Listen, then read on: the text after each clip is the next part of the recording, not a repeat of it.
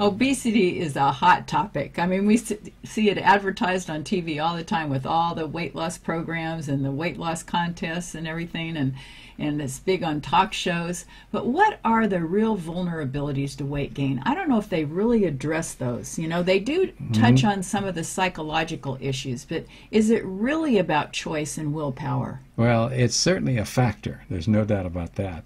And with 2/3 of America being overweight or obese, we got a problem that's an epidemic.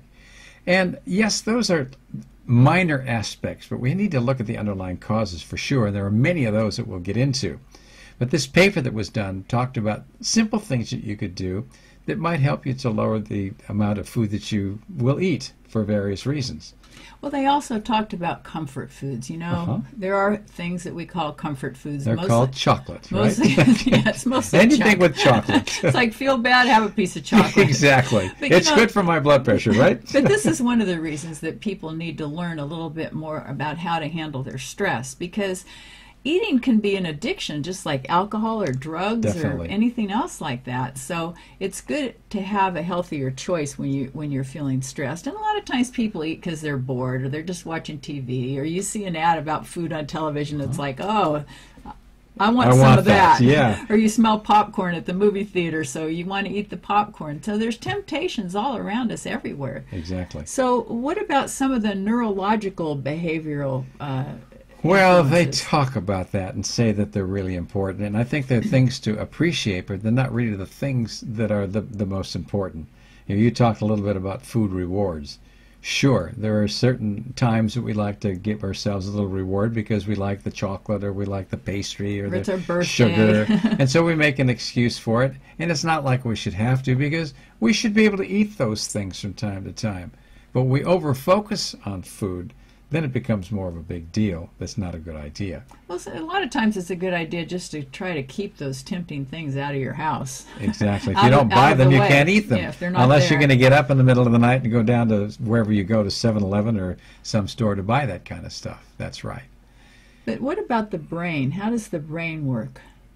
Well, the brain makes all kinds of neurotransmitters and hormones that drive us to eat. And we need to be looking more at those than we generally do. It's not just about willpower. It's not just about self-control.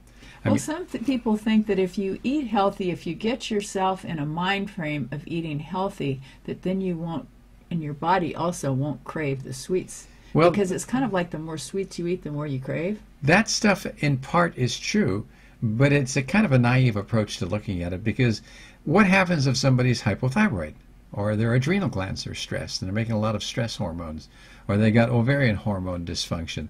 You're going to eat more because you're driving your appetite center, and your hormone levels are going to change, and you're going to be more apt to want to eat food. I mean, even things like environmental toxins are going to affect the amount of stress we have, and that's going to affect the levels of insulin and the levels of our stress hormones. And sometimes when you say stress, you mean the stress on the body, not necessarily feeling emotional stress. Both do yeah. the same thing. It includes it all. You get stressed in any way, you're going to have an increase in those hormone levels, and those hormone levels are going to drive you to eat.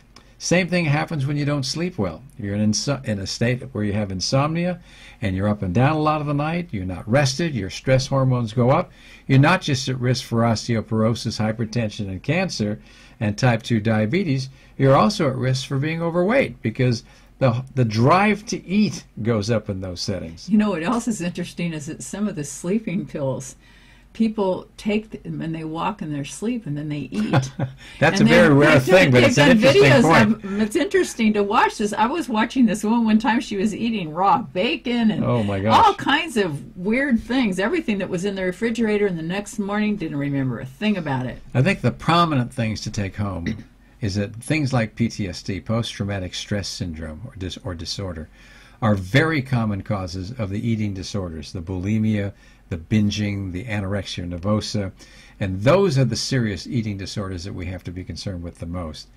These people who get them, mostly girls, but boys as well, suffer a lot of health consequences from that. And unless you go back and you deal with the underlying causes, you're not going to solve what led to these being problems. And unfortunately, because a lot of these problems are really severe and affect these kids profoundly, they become lifelong struggles. And what we need to do is go back, understand what the PTSD was all about, try to help to provide kids with tools to deal with it, and when they do learn how to deal with it that way, then the problem becomes much more solvable. Well, one of the good things is that there are a lot of support groups now for things like this. Indeed. And in fact, we're starting a support group on drsaputo.com that's going to be directed just to people who have eating disorders. And we have a whole big section that's going to be on a blog that's going to help people to talk amongst each other, as well as get advice from me and other experts in eating disorders. There are a lot of drugs that are associated with eating disorders as well. Things like the antidepressants and antipsychotics and beta blockers and steroids and some of the anti-seizure medications, all associated with substantial weight gain. That's not the fault of the person who's on it, because again, it's driving the hormone levels and the neurotransmitter levels into places where they put a lot of pressure on the person who has this problem to eat. So if you take them off these drugs, a lot of times the problems go away. So there are lots of reasons why people overeat. And we have to remember that in general, non-specific, one-size-all weight loss programs don't work. But there are some things that are common sense things, you know, like if you go shopping. I've noticed that if I go grocery shopping when I'm hungry, I buy a lot more. And if I don't have a grocery list, I buy a lot more. Well, you might anyway. I like to buy a lot of healthy food. Yeah, right. But anyway, it's better also to avoid buffets and to avoid things that are tempting. Those are little tricks that if are I good. buy ice cream, we're going to eat it. Yeah, right. You know, so it's just better not to have it in the house. Well, some of that's true, and we got to be human at the same time. But the message I want to take home is that weight loss programs generally do not work. You're looking at about 5% of people who at the end of 2 years are going to sustain a weight loss that makes much difference. And you got to keep in mind that a healthy lifestyle outweighs body size. You can be fit and obese and be better off than somebody who's thin and unfit. So all the different things that involve lifestyle are really important here. The other thing is, too, is that people like immediate pleasure, you know. For sure. It's like, it's a lot more fun to just eat it now than to be thinking about, well, if I don't eat it, down the line, you know, I might lose some weight in another week or two or a year or whatever it is. Well, we want more instant gratification Yes. than we do gratification 6 months from now that says, I stayed on my diet, I lost 15 or 20 pounds. Only a few people can do that. So I think that when we're looking at this whole topic of controlling our weight, it's very complex. You need a good doctor to be able to do a workup so you can be sure you don't have some kind of physical disease that's causing your tendency to overeat. And we need to do a lot to pay attention to our emotions. We need to look at the post-traumatic stress syndrome that nearly all of us have some of. And if we do that, chances are we're going to be able to do something about our weight in a meaningful way and perhaps sustain it.